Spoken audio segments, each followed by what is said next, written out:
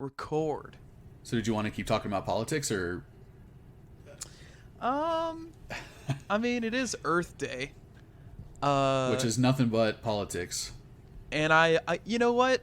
It might be good to just start the episode off with this. I have a couple, facts. I think we all know 100 companies are responsible for 71% of the global emissions. I've heard something. Right? Yeah, I've heard something like that, where like the whole thing about us recycling and being like, hey man, we can all, if we did this all together, it's like the impact that an individual or even like the entire population of the world would have if they just recycled wouldn't really make that much of a difference, right?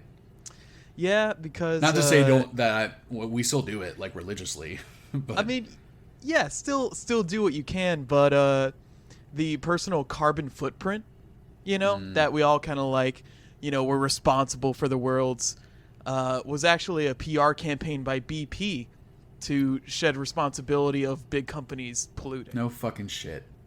Yeah, it was started by them, and it got extremely popular because it's kind of a thing that, it's true that we Coca-Cola's like resources and I like where they're heading with that messaging there. And it just, but the amount of stuff, the amount of impact we have on global pollution is negligible next to any big company. Like plastics and cattle. Oh, I know, like cows, like fucking the meat.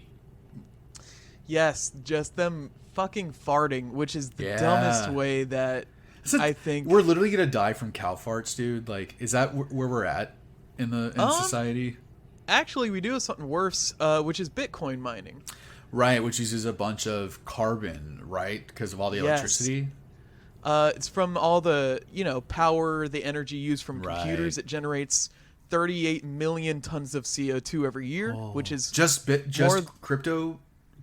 Just Bitcoin mining, and that's more than the country of Slovakia. Jesus. It uses more energy in a day than the average American household uses in a month. Oh my god, because people have like 20 computers doing it at the same time or some shit.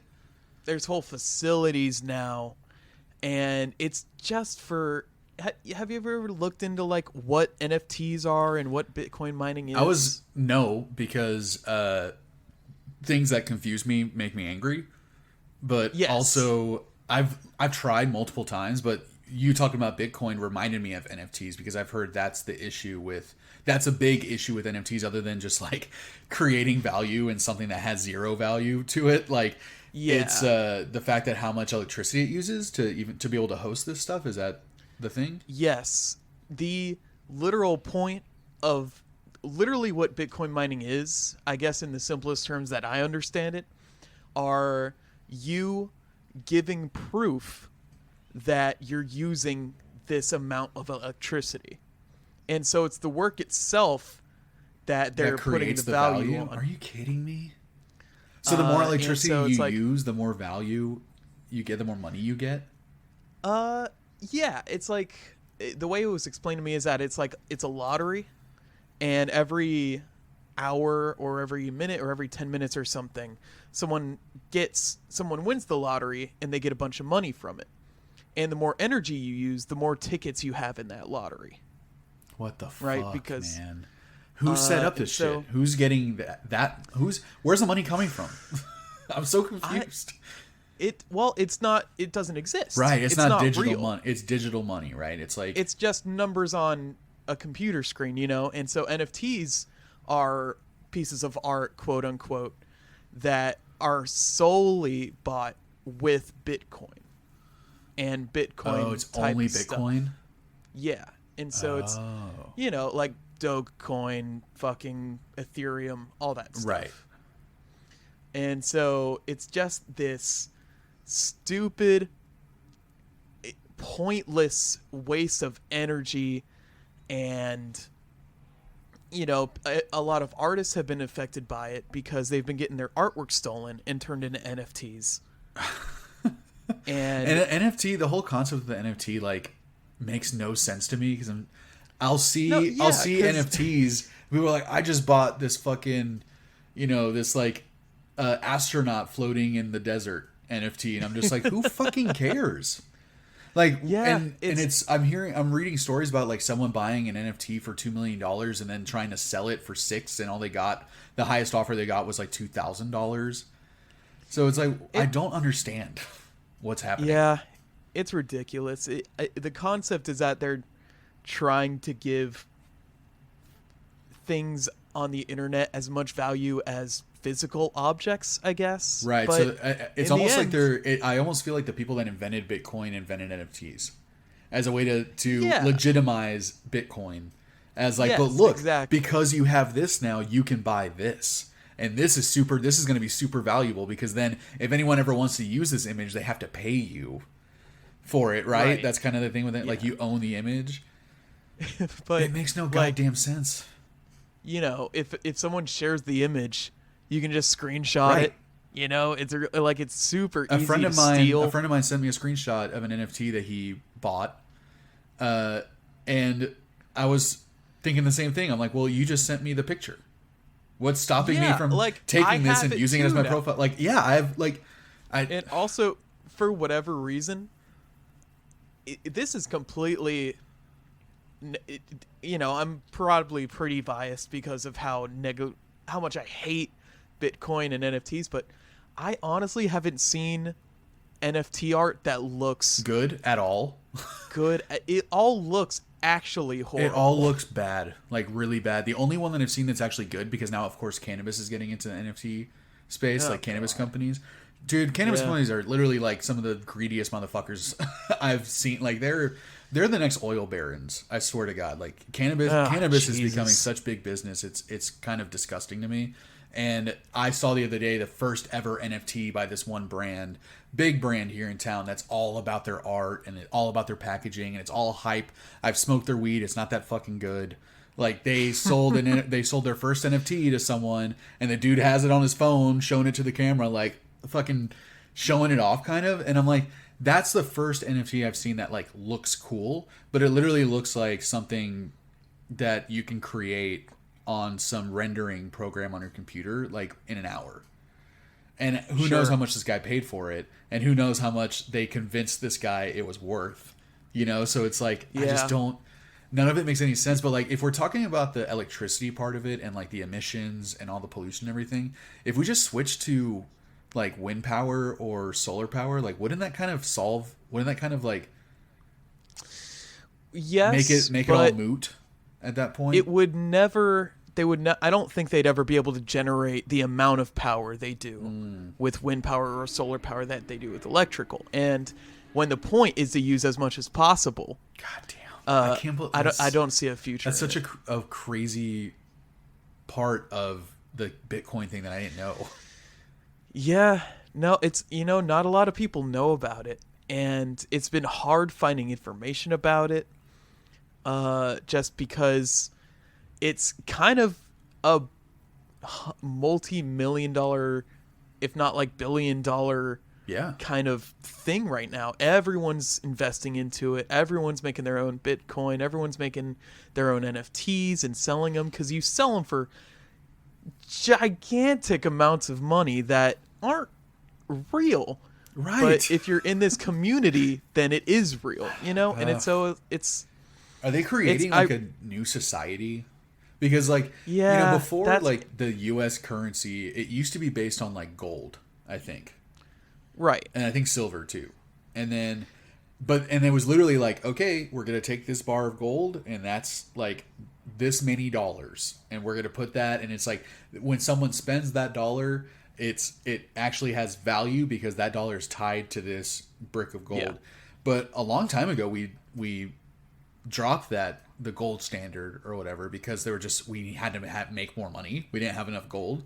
So now money is just kind of this understood, agreed upon thing that we all say, like, this piece of paper is worth this much money, that I can buy that thing from you with this piece of paper because it means money or it means value or whatever.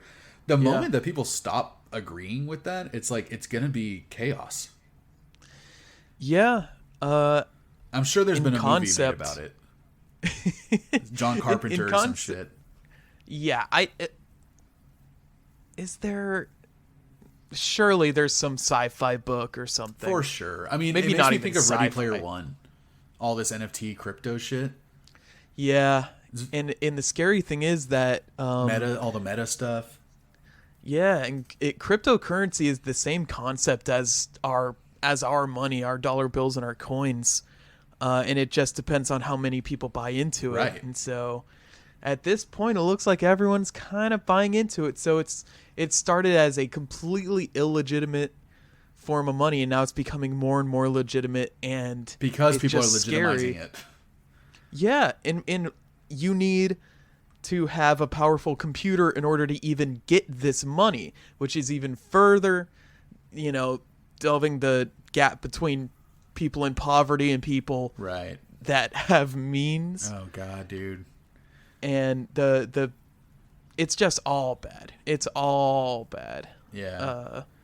So that's honestly, like we were talking before we started recording about, like, I see people wasting water and I see all this shit around me, and it's like I've become more and more aware, and it might be like partly due because like I'm becoming more aware of my own mortality a little bit.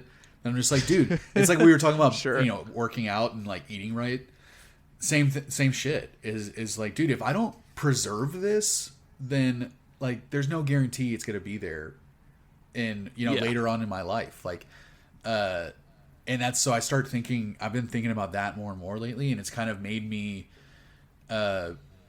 honestly feel a little helpless, because it is one of those things. It's like, what can one individual, what kind of like impact can one individual have? Yeah, no, it really is. There have been a lot of times, I'm sure we've all felt some form of this in the pandemic, that there are these huge problems, and we don't really have the power to change anything about it. The people in power have no plans to change anything about it. Yeah, they're actively like fighting against change. Yeah, and progress, because they're, our politicians are owned by the gas companies. They're making way too much money to want to change anything. And just the fact that we're not even being close to represented in any form of government. No, it is. And also that half of our population just believes this is the best system, and that, like, no, this is right. We got to keep doing this. There's nothing wrong at all. Right. And that's just, it makes you feel a little hopeless. A little bit, man. Which I think, honestly, is a great segue into this record. You know what? I do think it's a what's up, boys?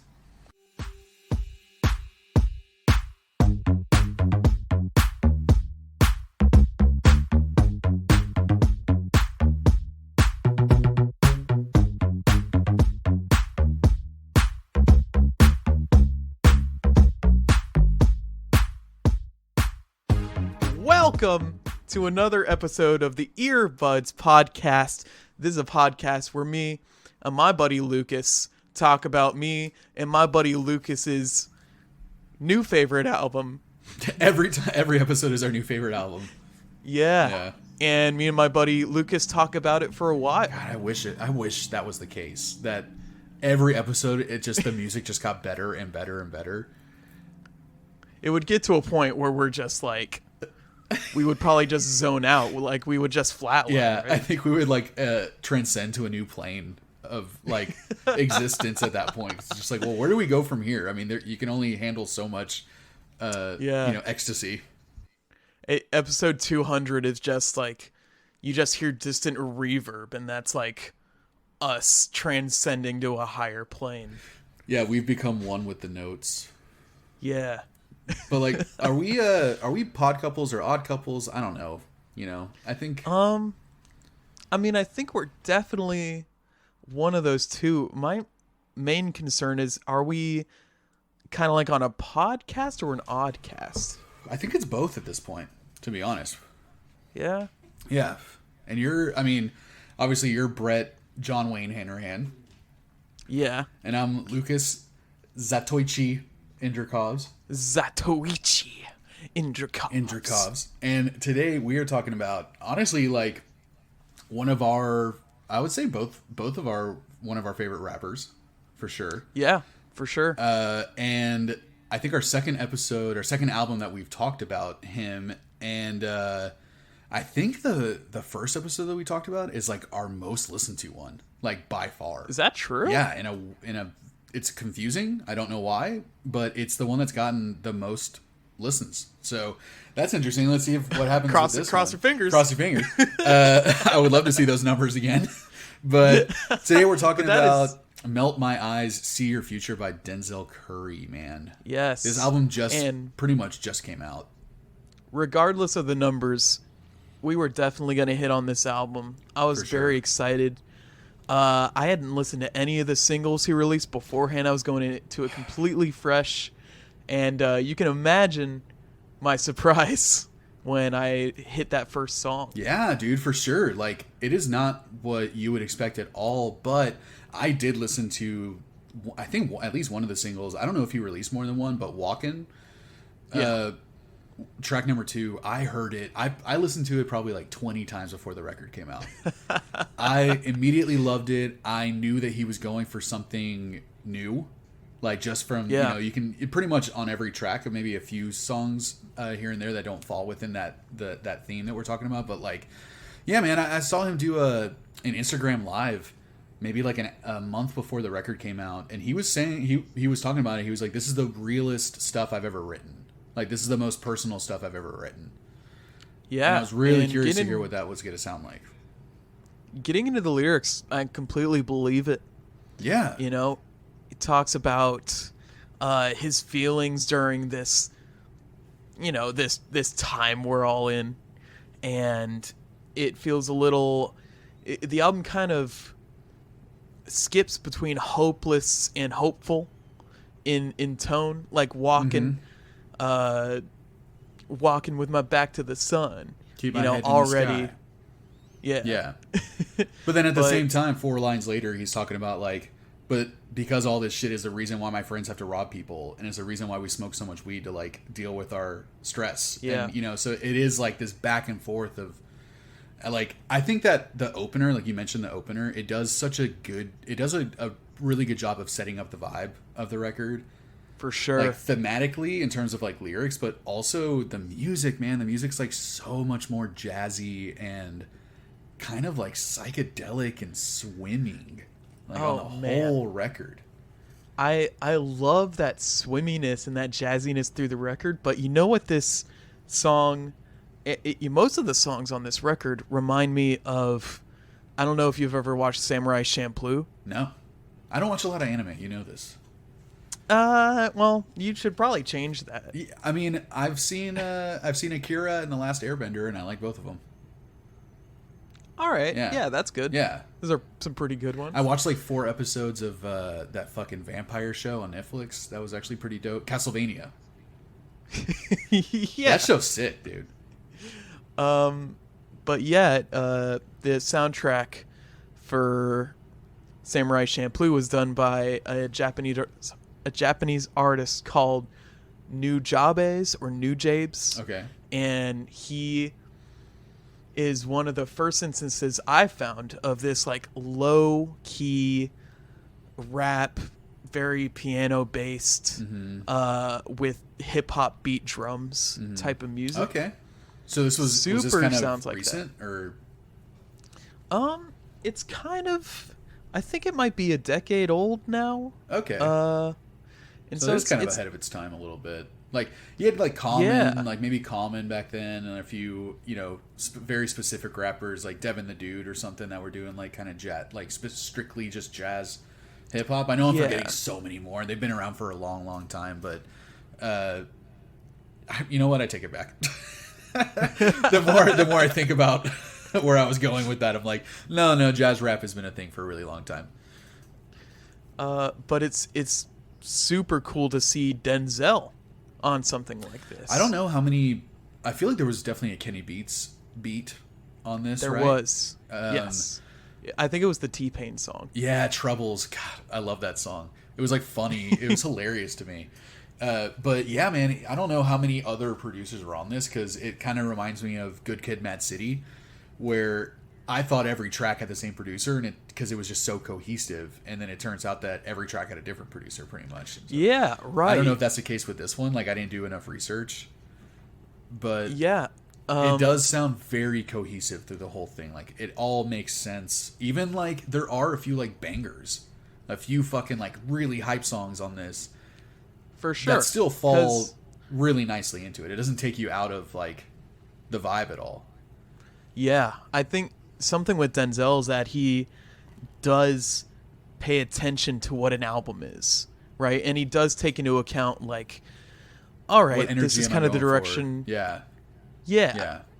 Even though this is the main theme of the album, I still need to put a little variety in there, you know? Mm-hmm. And obviously the track with Black, Rico Nasty, J.I.D., and Josiah was going to be a little more hype. So good. X-Wing is a little more hype. Love it too.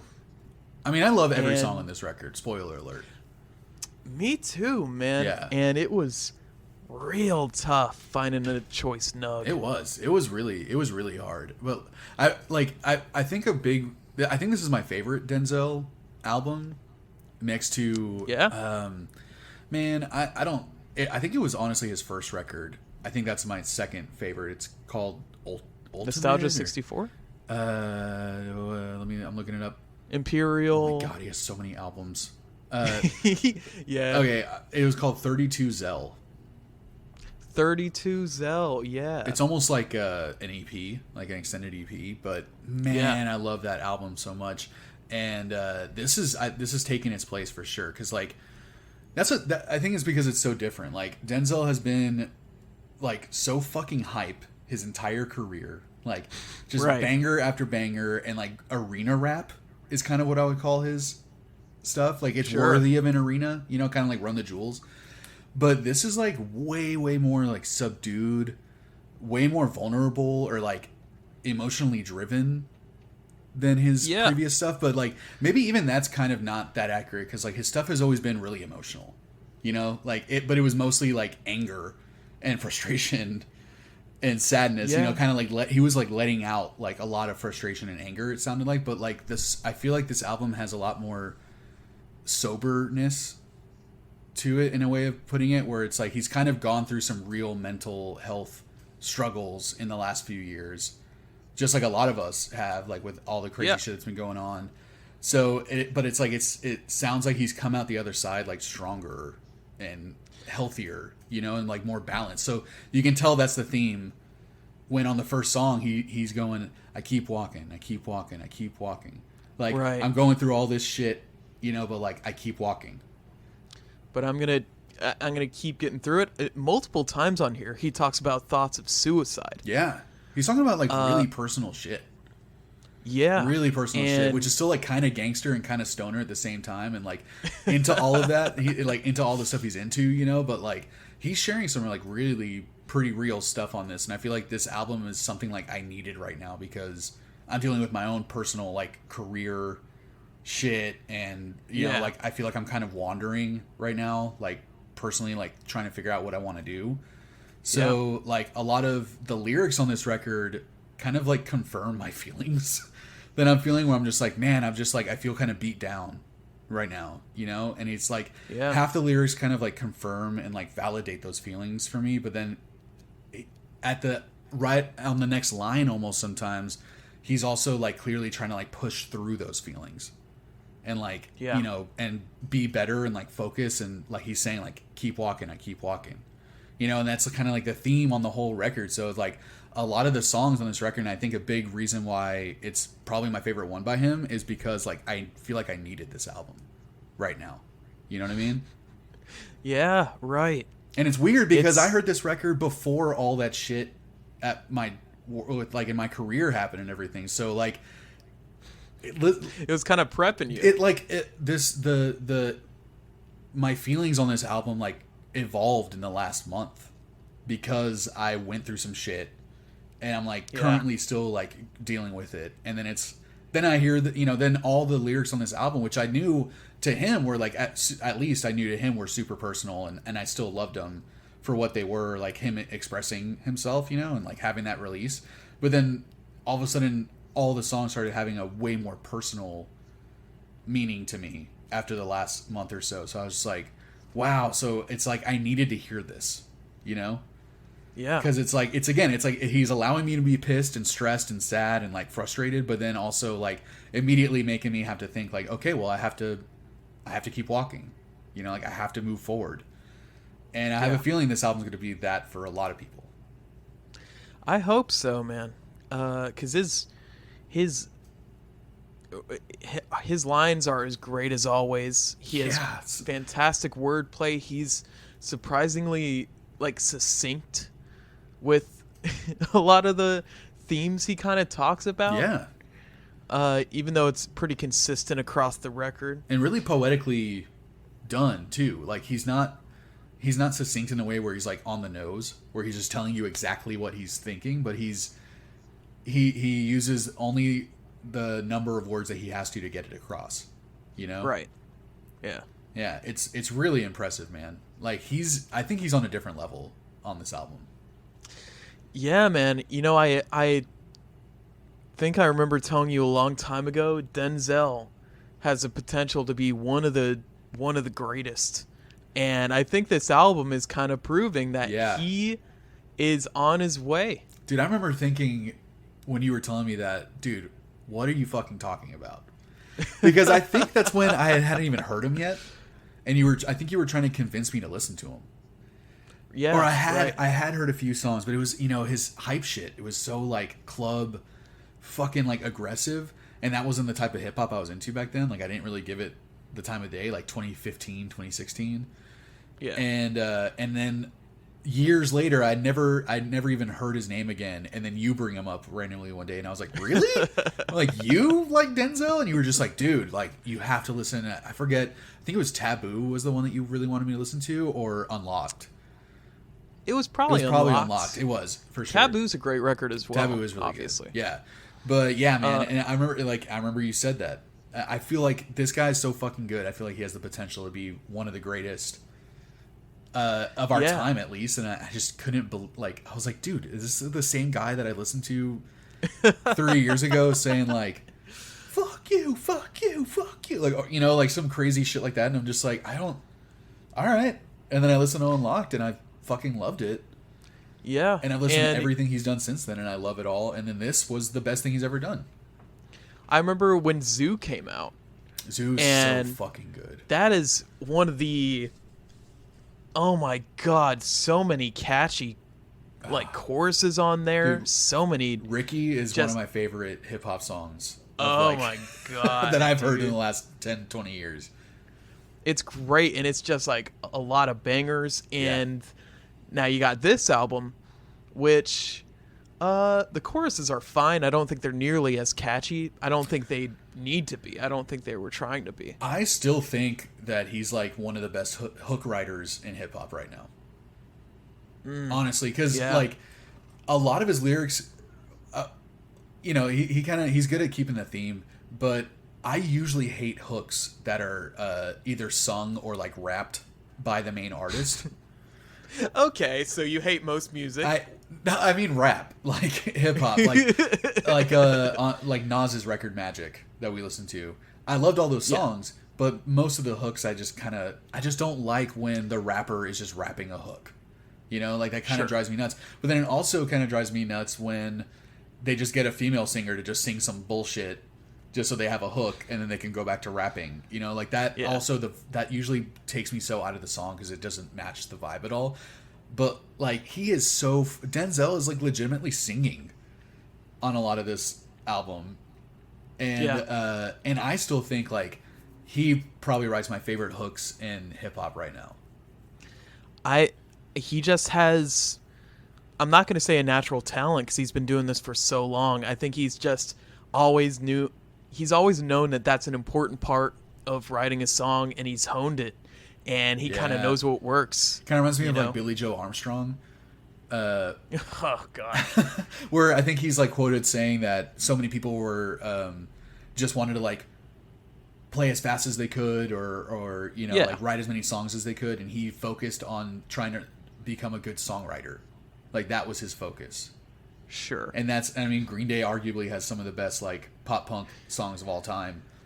That's true. So yeah, I can't deny he's that. He's an amazing songwriter. He has some of my favorite like punk riffs on Green Day songs. He's such a great riff writer, and I feel like Denzel's right there. Where like I just didn't know Denzel could sing, like legitimately sing, like for a rapper. Goddamn. Yeah, it's not. I don't think it's something we've seen too often before this work. Yeah, I tried to think back on his previous stuff, and I'm just like, no, he's just kind of like still rapping on all his hooks, but I love him, And this one's just like, dude, X-Wing is my favorite hook on the whole album. On the next thing, I'm just on the next thing.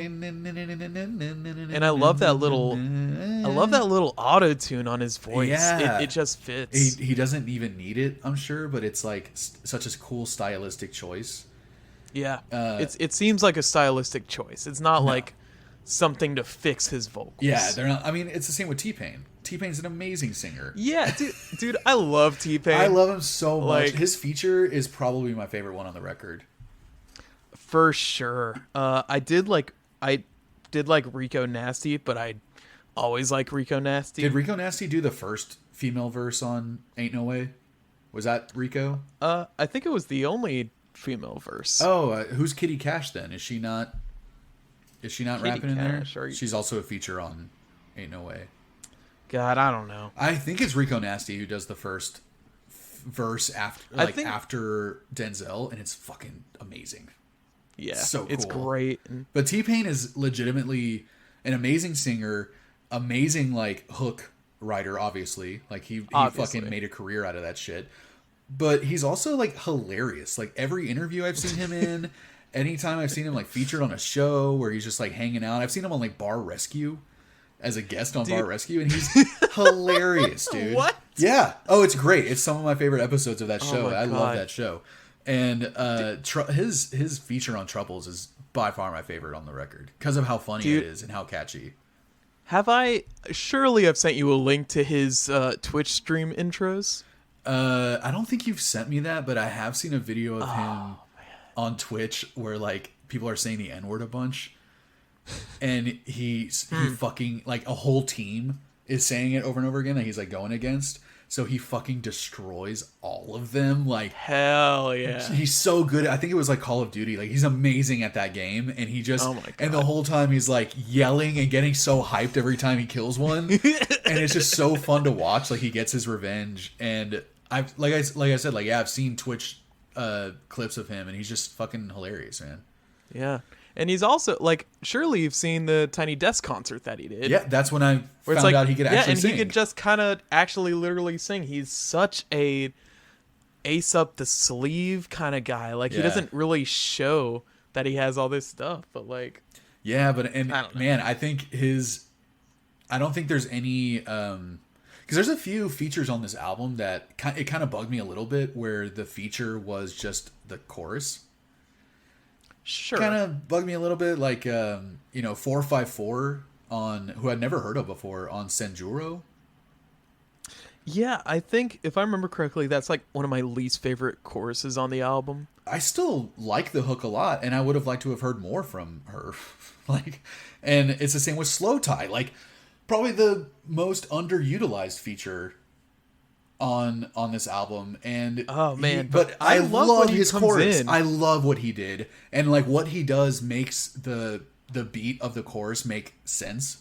Like if he wasn't on it, that beat would just bother me and make zero fucking sense, but he makes it so awesome. And I'm just like, but it's like underutilized, man. You have Slow Tie, who's like fucking huge right now, and you're just giving him a chorus. Surprising. Yeah, I don't know. Maybe he was, aside from like Ain't No Way, he really Denzel kind of uses his features sparingly. For sure, but I think this album probably has his biggest features of his career. Yeah. Like we were talking about T-Pain, but like not to mention, Six Black, Rico Nasty, JID, all of those people are like fucking like mega stars now. Huge. Yeah. And then fucking Saul Williams. Like that's so crazy that he got Saul Williams to be on this album.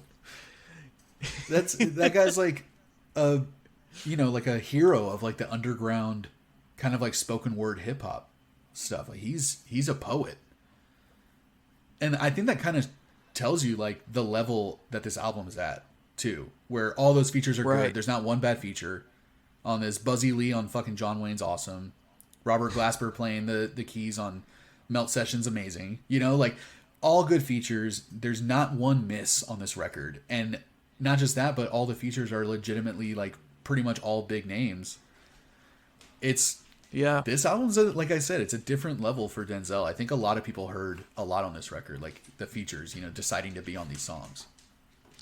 Yeah, because I think they kind of realized, like, maybe they heard the music before, maybe they didn't, but they're at least understanding Denzel is someone I want to be associated with because I know he's going to make some quality stuff. Yeah, or like just, you know, maybe people who have been fans of his for, you know, for his career. Sure. And they're just like, yeah, fuck yeah, I'll be on a Denzel Curry song. You know, like I've seen so many like big names be features on like nobodies.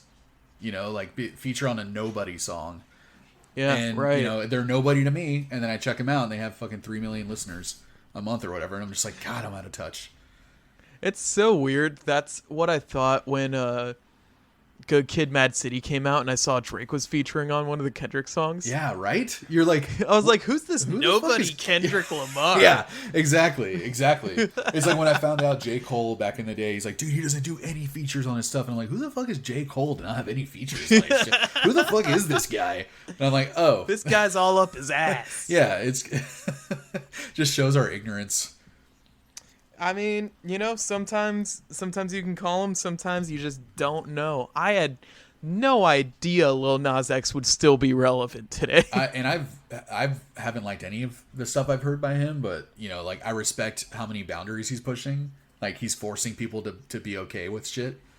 And, and especially in hip-hop, you know, where, like, being flamboyant like that and being, like, really bright and loud and outspoken and everything is, like, in that way, in the way that he's doing it, is I mean that's so fucking ballsy and I love it. But I mean, there's a lot of artists like Tekashi 6ix9ine that I'm just like, I don't understand how there's J. Cole and Tekashi 6ix9ine, how they could exist in the same space, and one of them is right, probably like arguably a way bigger hit than the other. Like, how is J. Cole, you know, how does he not come up more than Tekashi 6ix9ine? You know, it just like fucking drives me nuts. I mean, I don't know if I've heard of that dude anywhere lately. I don't know if he's still doing stuff. Honestly, yeah, I think that reference is a little outdated at this point. But 2 years, it was fucking, that's current. Sure, like maybe Lil Xan or Lil something Xan, could be. Whatever. You know, whatever. Billie Eilish. But, you know, going back. Hey. Yeah. Going back to this record, though, you know, we were talking about the music like being so different for a Denzel album, and I love where the songs that he chose for this record. Like, there's like an ethereal, like kind of trippy, like psychedelic element on every single song. Yeah, and you know, that goes perfectly with the album cover where he's kind of getting motion blurred, and it's with these trippy, almost CRTV type of colors. And Melt My Eyes, See Your Future is just like already a very like psychedelic. I don't know what he means, but I love it. But so it's like we said too, this album's swimming. Every track on it, you're just like, whoa, like it's very like hypnotic, the music. Even a song like John Wayne, which is God, I love that kind song, of like dude. With these really hype vocals, still has this kind of swelling reverby synth. Yeah. And this low kind of maybe upright bass. Dude, the bass on that song, it's like, it literally does like trance you out, dude. Yeah. Yeah. And there's a lot of that on this record. I love it. For sure. And I don't know if you got this feeling too, but especially with that bass, like on Walkin', I kind of got Tribe Called Quest vibes a little bit. Yeah, I got some, admittedly, I haven't heard a lot of Tribe Called Quest, but I got a lot of RZA vibes on a lot of these. Yeah. A lot of RZA, Wu-Tang vibes on this, where they kind of do the same thing sometimes on their stuff, where like RZA can get kind of like, I say Wu-Tang, but I think RZA more like Gravediggaz RZA, where it's like almost like horror beats or very psychedelic beats that are meant to kind of like put you in this like, you know, like, and man, it's I heard a lot of that. So you heard a lot of Tribe Called Quest on. I heard a good bit of Tribe Called Quest influence, with these old kind of, because they are a very jazzy bass band. A lot of their stuff is based on like the upright bass riffs that they have. Right. And so it just makes sense that was probably one of the big influences. I think Nujabes or Nujabes or whatever his name is was a big influence. I want to hear that shit too, man. Yeah, man. I'll go ahead and send you a record. Yeah. It's a lot. I would say it's a lot more sentient. Sentient. It's like a lot more kind of like it's usually just like some piano and a hip hop beat, and it'll usually just be instrumental. Okay. So it's like kind of. Damn, I was too high for you to pull out sentient out of nowhere, like talking about music. I'm like, what are you fucking talking about? It's like it's not as I would say it's not as like reverby and spacey and swimmy as the stuff we're listening to now. Okay. It's like alive. Yeah, it's more down to earth. Maybe. It feeds on people. Basically. Okay, man, I've been so about grindhouse and horror movies lately. Like you're right up my alley with that. Yeah, like all the synth and like electric pianos and like 808 bass and that we're hearing on this, they're not done in a hype way, like in the way that we're used to hearing from Denzel, but they're done so well, and I love, like you were saying, just kind of stand-up bass type of like almost jazzy. It almost sounds like on a lot of the songs it's a live drum set. For sure. Like especially John Wayne walking, like those types of things. Like it sounds like there's a hi-hat there. It sounds like there's like an acoustic. It sounds like there's someone playing it. Yes, exactly. Right. It's like the little bit of like the Jay Dilla feel too, where it's just like, oh, this feels more organic, more like fluid. Yeah. And that fluidity is just across the board on this album. Did you have any like standout lines from this album? I mean, I wrote down kill 2. a mic on any LP. That's like gotta be. That's my favorite Denzel line of all time, dude. It's so ridiculous how surely someone must have done that before, right? I mean it is like when you hear it, it blows your mind at first, and then you're like, oh, that had to. Yeah, it's almost like that's so. Like they must have said that's that so at some there, point. Right? Yeah, it's just there for the taking. That's a really juicy, like low hanging fruit right there. But I run the jewels because I kill a mic on any LP is. Yeah. I was so worried when I first heard that. I had to rewind it and then look up the lyrics because I was worried it was a Run the Jewels diss. And I was like, no. Like, no, Denzel, no, don't hate Run the don't beef. I was like, y'all got beef. Like, this is going to break my heart. And then I like looked at the lyrics, and then it just, I think I sent it to you immediately. I sent you like a screenshot of the lyrics or something. And I don't know. I don't think you did that. Oh man, I wanted to then, but yeah, it's that line blew my mind. But there is like you were saying, he has some of his like best lines on this record. Yeah. I mean, most of the lines that I highlighted are not as personal as most of the record is. It's not like a good representation of the record, but right. I appreciate he referenced Rey Mysterio in one of the songs. He referenced Naruto's Sage Mode, which is so funny to me. That first line on Walkin' is just so cool to me. Just his delivery. The first song, I gotta like listen to it now. Walking with my back to the sun. Keep my head in the sky. Yeah. Me, myself, and I. Me, myself, and I. Like daylight. Yeah, I love that line. Herbologists. I love when it changes.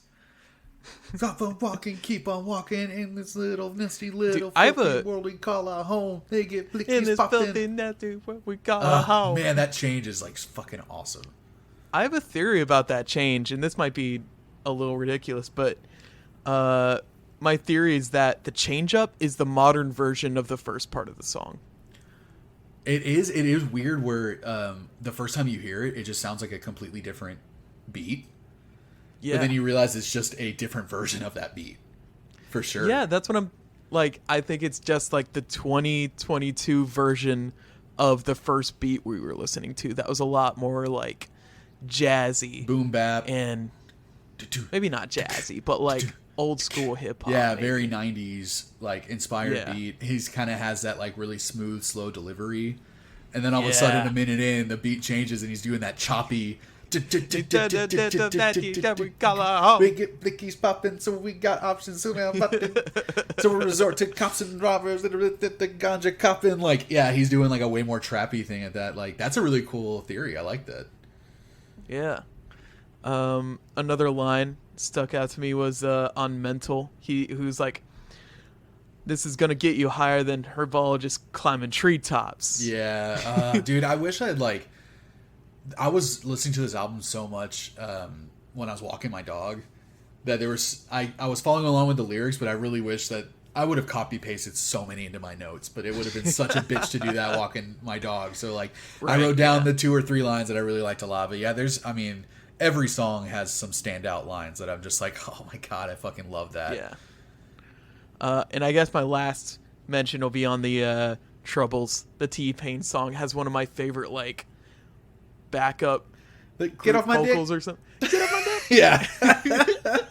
It makes me laugh every fucking time, dude. Oh god, it's so good. Dude. And then he does he still plays with every other line after that, where he's like, yeah, like kind of like mixes in a little extra stank on it. Yeah. One thing we didn't mention before we go into our honorable mention, or to our choice nugs, is like one of the things I like a lot about this album too, and that ties it all together into kind of this, like we've said, like I'm a huge fan of like the cohesive piece of work, is the Melt My Eyes, See Your Future. All of the marketing behind it and all the promotion behind it was like a movie, and he was walking through the desert, and like there's all this really cool imagery. It's obviously inspired by like maybe old school 70s like kung fu films. And probably anime, right? And I thought it was very Tarantino inspired too. It looked. He said in an interview that it was mainly inspired by a Japanese director named Akira Kurosawa. Yes. And also Wild West films for sure. Anime vibes, I'd say. Yeah, kind of. And I want to see the Kurosawa guy. I think I know some of his films, but I remember on the fake movie poster of this album, it says like a Kurosawa, Denzel Kurosawa film or something like that. Zel Kurosawa, I think was the name. But yeah, man, I really like that motif. Obviously, I've been really into that era of movies and that style of movies lately. But one of the things that I think is really cool that he incorporates all of that, and I don't know which. Obviously, the music must have fed the marketing, but he had this whole idea in his head. Is that there's like a sort of movie score theme going on throughout the whole record too, where like some songs end with this sort of kind of like 60s 70s style like orchestra stuff going on at the end. And it's maybe like a minute of a minute at the end of a song, and very close to the end of the song.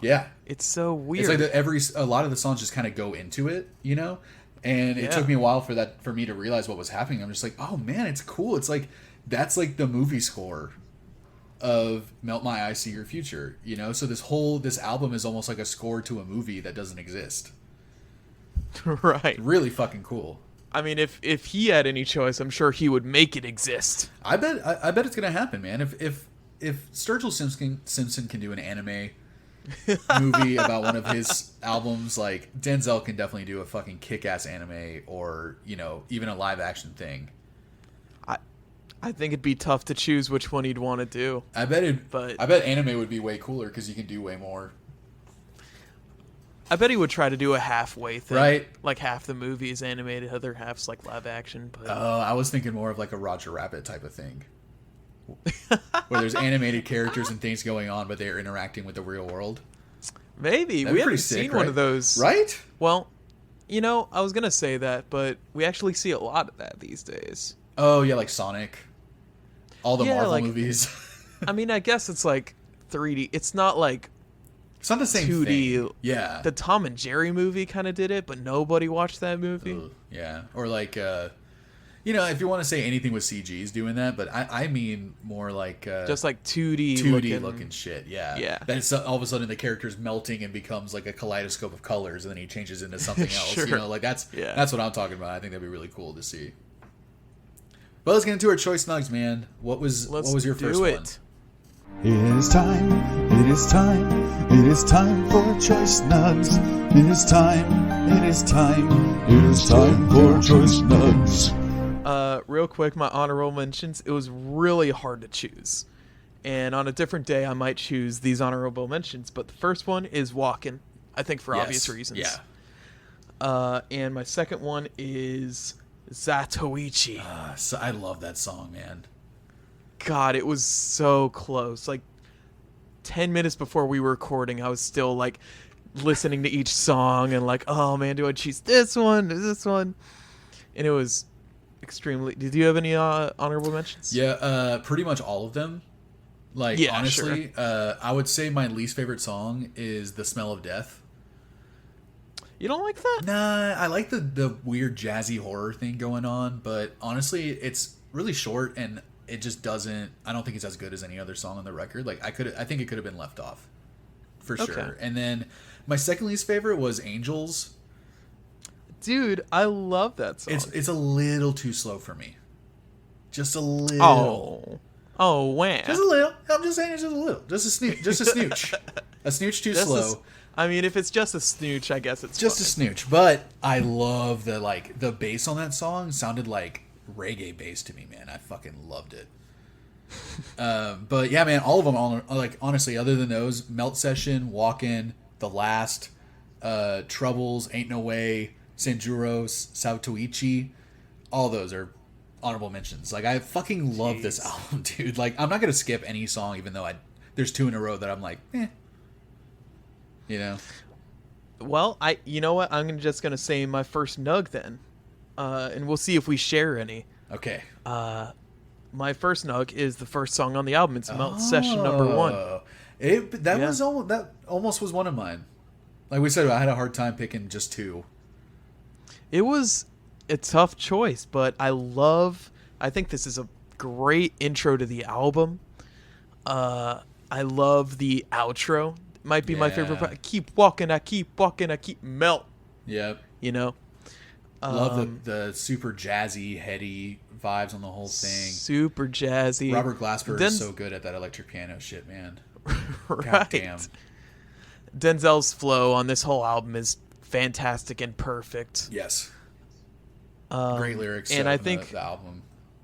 This might be one of the most personal songs on the record, which is something I appreciate.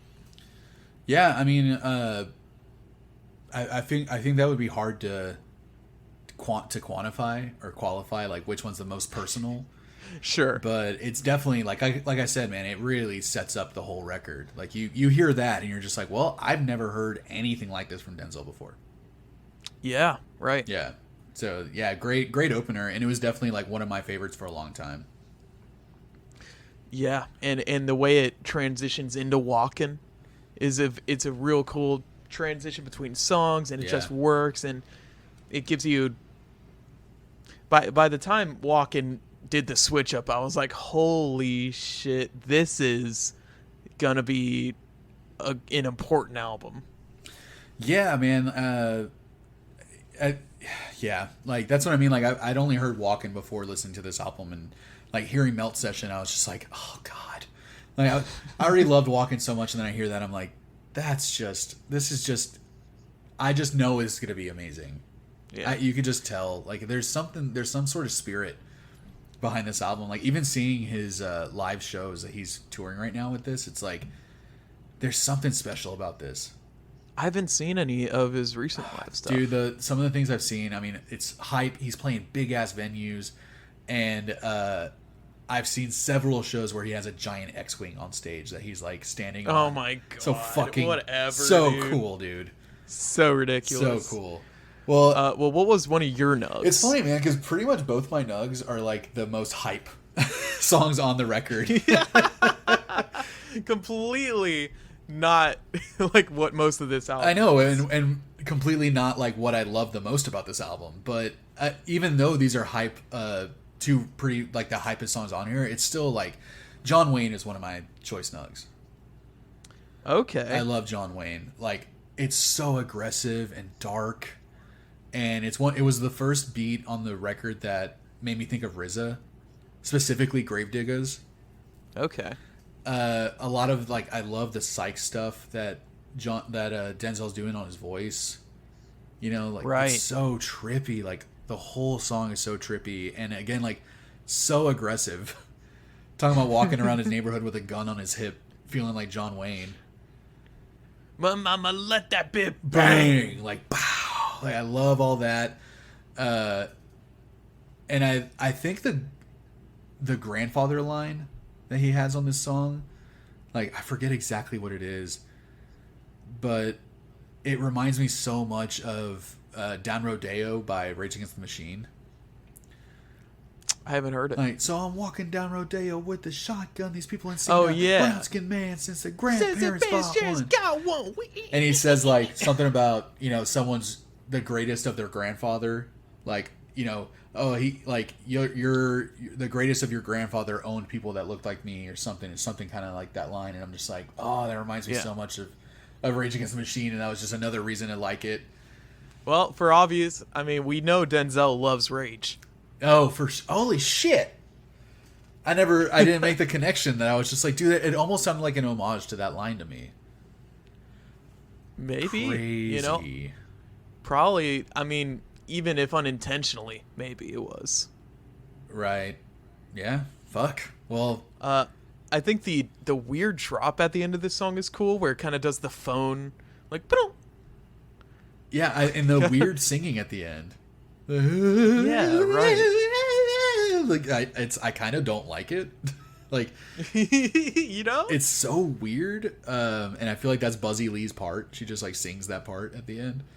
But man, John Wayne, definitely a top song for me on this one. Man, well, I was kind of the opposite. I think the most low key songs were the ones I liked the most, even though Zatoichi was extremely close to being one of my choice nugs. Yeah, me too. And that might be one of the more... Well, it has like a break beat, and I don't know if that makes it an aggressive song, but... It's the fastest one. Yeah. For sure. It's like literally... Which is also like an anime thing too, right? Kind of? I don't know about that. No? Okay. But the song that follows it is my second nug, The Ills. Oh, yeah, dude. You do like... The Ills reminded me so much of No Name's song, Yesterday. Yeah, right? That intro is so Yesterday. Like... It's so, like... You know what it reminded me of? And this might be a little insulting to Denzel, like but it reminded me of... or something. It reminded me of the... Lo-Fi Beats the Study too. Yeah. And it's kind of like reverbed and raining. Right. Yeah. Because it kind of sounds like an old piano. Yeah, it's an old piano, and you could just imagine you're like looking out your window while it's raining and you see the landscape and everything. Yeah, for sure. It's still a great song though. I mean, it's my second choice nug. I love it. I love that completely gentle piano with the beat behind it, and I don't know if it was the best outro song. It was a low energy outro, which is fine, but it didn't seem like it. I mean, unless I'm remembering it correctly, it didn't really have much of an ending to the album feel about it at all, even if it was low key. Yeah. Even though I do love the DJ. Yeah, it's very. It's so chill, dude. It's almost like if it wasn't for what he was saying, it would be like a kid's hip hop song, like something you could use on a kid's show. Something you could use as a lullaby to get your kid to sleep. Yeah, a little bit like that. There's something very wholesome about the beat. Yeah, you know, it sounds like a song that it would stand like it would stand out on like a gangster rap record, but as being the one song that he talks about like being a kid, like when he was growing up, go to grandma's house and do this. We went to the park and did that. You know, like he'd be just like, it's just here's my sweet song about being a kid. You know, like it's almost like Tupac with changes. Sure. You know? Yeah. Yeah. So it kind of reminds me of that a little bit, but it's just another great Denzel performance. His lyrics are amazing on this song. Yeah. The ropes are on my neck are golden chains for me to choke. The locks reflect the locks that flames the burn that burns the cross. Like, I mean, yeah, he's really like seriously on just a whole new level on this one. Yeah, man, it makes me so excited to see. I mean, this whole record makes me so excited to see what he does next. I have a feeling he's gonna start acting. Maybe. Yeah. I hope he doesn't stop rapping. No, as long as he does like what action does, where he becomes he becomes a celebrity outside of hip hop, but then also like still releases an album every year. That's fucking fun, Yeah. Well, my second choice, Snug, like I said, man, everything else was pretty much a fucking honorable mention for me. But my second choice, Snug, was X-Wing. Really? I can hear that song 5 times in a row. I honestly didn't really care for this song. Oh, wow. We liked completely different songs on this album. Like, yeah. I love the beat. I love the violin.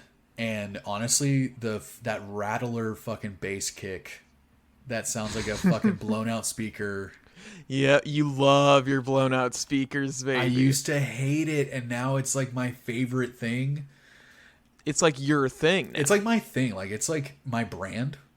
And I have to stay on brand. And you kind of sue everyone that uses it, which is weird. I'm going to sue Denzel.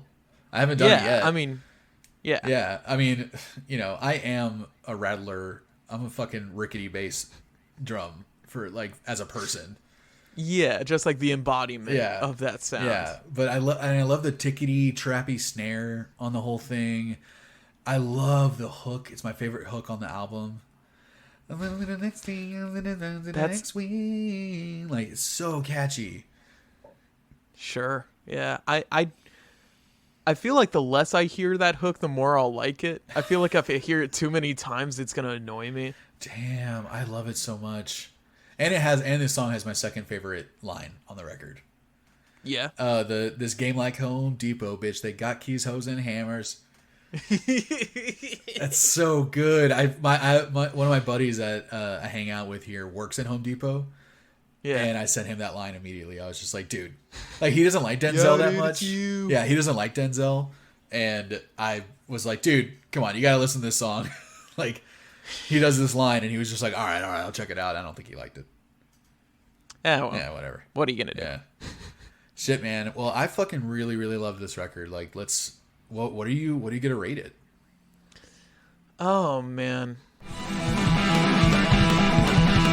What is your rating? I love the vibe of this record. I love how cohesive the themes he brings on this record are. It seems like he was extremely focused. He knew exactly what he wanted to do before he even started. Yeah, for sure. It's kind of an odd feeling having like the very first and very last parts of the album being your favorite parts. But I love just about every song on here. John Wayne was kind of annoying me after a while for some reason. My two favorites are the ones that annoy you. Yeah, it's your second favorite and X-Wing. Yeah. I think the Ain't No Way was a little disappointing just because it had so many crazy people on it. I 100% agree. Didn't go nearly as hard as I thought it would, maybe. I think it's because JID rapped too slow on it. And he didn't sound like JID. No, it's what I mean. Like, he was just kind of... It was still good. All the features killed it, but I agree. Yeah. And Sanjuro, I didn't really like 454 for whatever reason. That being said, I love every beat on here is fantastic. He does this thing on this record a lot where he repeats the first line of the first verse in the second verse, but he kind of changes it after that first line, and I love that. I'm a sucker for that. Yeah, me too. And he does it like on 6 of the songs. And I'm a sucker for when someone starts a verse and then repeats it. They're like, no, you know what, fuck that, and then does it again. And you're just like, get back, let's do it again. Yeah, the Godzilla line. It's just or Gojira or something. I don't know. Yeah, like MF Doom reference of all things. Yeah. And so it's I don't know, man. It's a high rating. Yeah. Have you not decided on your rating yet?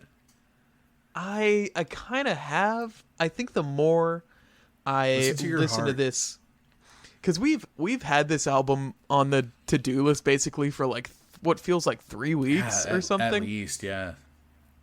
And so it might just be that I've heard it too much, but I think when I come back to it, I'm gonna really extremely enjoy it. So I'm gonna kind of rate it based on that. Okay. Just because I've been listening to this album for like 3 weeks. But I'm gonna give it like a 9.3. Woo! God damn. That's pretty high up there, it's man. Fucking yeah, it is. And like, but I think he deserves it. I think he is gonna keep going on and doing better and better stuff. I think eventually he is gonna get his own T-Pab, and like his own classic album. He's gonna get his own Illmatic. Right. This might be it. This very well might be it. Time will tell. Yeah. Wow. 9.3. Holy shit. Yeah. Yeah, dude. I'm pretty much right there with you, man. Like across the board, I love everything about this record. Like I love the theme behind it. I love that he's incorporating this kind of movie thing with it. I love that the music speaks to that a little bit, where, like we said, he has that kind of score happening at the end of a lot of the songs on here. Yeah. I love the themes of all the songs. The theme of, struggling, persevering, relapsing, persevering again, just kind of this constant struggle, this human struggle that he's, that I'm very much like connecting with in my own way on a lot of these songs. Yeah, it became I wouldn't say weirdly personal, but it became extremely relevant. Yes, yeah, exactly. It was all of a sudden throughout the month that we've been meeting to talk about this, it became a completely different record to me. And like I said at the beginning, I feel like it became something that I didn't even know I needed. And I did need this album. Like I needed to hear these things from him. Yeah. And I love it, man. And I think it's the best work he's done. All the features are amazing. I love all the music. My favorite songs are your least favorite, which makes me like it even more. Yeah. So, yeah, man, he gets into some real shit, but he's still kind of gangster. He's still pretty stony the whole time and very heady and trippy. But, yeah, man, I have a very personal connection to this record. And so I'm giving it a 9.3 also. Wow. Yeah, I was going to go a little lower, and then I heard you give it a 9.3, and then I started thinking, what I was thinking was the same as you, is that I was going to come back to this and probably like it more and more and more the more I listen to it. Yeah. Because I've legit listened to this like probably fucking almost 10 times before we even recorded this. Right. But it's crazy to think that like I've listened to it that many times in a month, and I think after this I'm going to go back and listen to it and maybe like it even more. Like the songs I don't like, I think are going to grow on me, which great albums, that's what's happened with great albums. Is I go back and those 2 tracks I didn't like end up becoming my favorites over time. So yeah, man, 9.3, and it's probably just going to go higher the more I listen to it, to be honest. Yeah, it's just I'm almost excited thinking about going a while without listening to it and then going back to it. I'm like excited about it now. Yeah, I feel that feel that way so much with like Action Bronson and RX Bandits and all these like people that I listen to all the fucking time, and it's almost like TV shows that I watch all the time too, that I'm just like, all right, I have to step away from this for a little bit, and I can't wait to go back to where I'm excited to hear it again, Yeah. This is gonna be an album in my I'm gonna be holding on to this album for a while, Yeah, for sure. Yeah, this is on rotation a lot. It's gonna be on rotation a lot coming up, and I'm very excited. All right, well, thank you everybody for listening through. You can find us on Instagram at EBPcast, Jean-Luc Guitard, Brett Hanrahan. We're found anywhere podcasts are found. Whatever you got on your phone, it's probably there. Yeah, wherever you're listening to us right now, just keep listening to us on this. Just use that. Keep listening, because that's pretty good. Yeah, but if you want to fucking for some reason watch it on YouTube, we're on there. Yeah. So we have all the episodes on YouTube, and we have the shorties as videos on YouTube. Yeah. Which hopefully we're gonna. I mean, I think we've been saying this like the last 5 episodes, but life's busy. We gotta get back on. We gotta get back on it. Life's busy. There's so many good albums coming out right now. Yeah, dude, I'm really excited to talk about the on the next episode. Because we're gonna go back to one of our boys, actually, someone we both love. We're gonna listen to the new King Gizzard and the Lizard Wizard record. Oh man, what the fuck's it called again? Omnithium Balnearium. I think it's called Bamboozle Gestapo. Yeah, that's what we're listening to next time.